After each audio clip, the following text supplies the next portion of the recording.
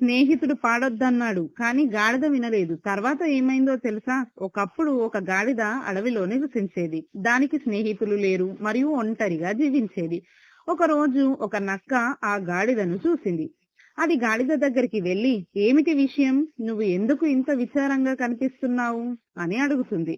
గాడిద నక్క వైపు తిరిగి, నాకు స్నేహితులు లేరు మరియు నేను చాలా ఒంటరిగా ఉన్నాను అని చెప్తుంది.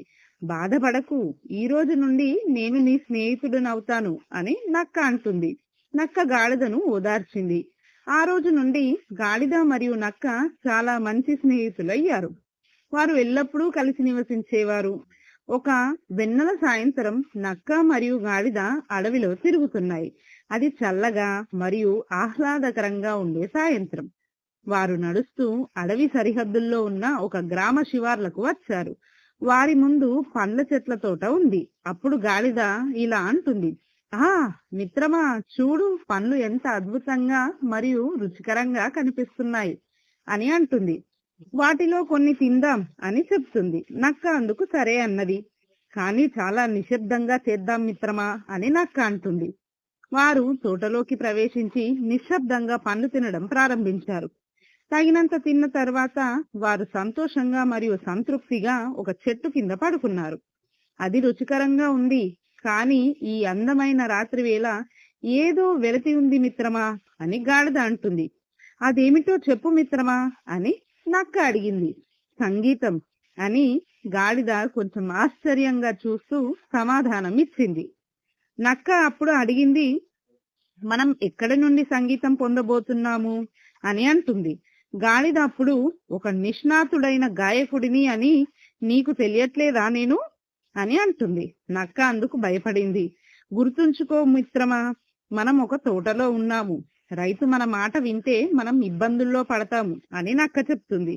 నువ్వు పాడాలనుకుంటే ఇక్కడి నుండి వెళ్ళిపోనివ్వు అని గాడిదకు సలహా ఇచ్చింది. నేను పాడలేనని నువ్వు అనుకుంటున్నావు కదా అని గాడిద బాధాకరమైన స్వరంతో అడిగింది. నువ్వు నా మాట వినే వరకు ఆగు. గాడిద తన మంచి సలహా తీసుకోవడానికి ఇష్టపడటం లేదని నక్క గ్రహించింది. నక్క దూరంగా వెళ్లి చెట్ల గుంపు వెనక దాక్కుంది. గాడిద తల వెనక్కి విసిరి పాట పాడడం ప్రారంభించింది. హీ హా హీ హా హీ హా అని బిగ్గరగా అరిచింది. ఆ బిగ్గరగా అరుపులు విన్న రైతులు కర్రలతో పరిగెత్తుకుంటూ వచ్చి తెలివి తక్కువ గాడిదను తీవ్రంగా కొట్టారు.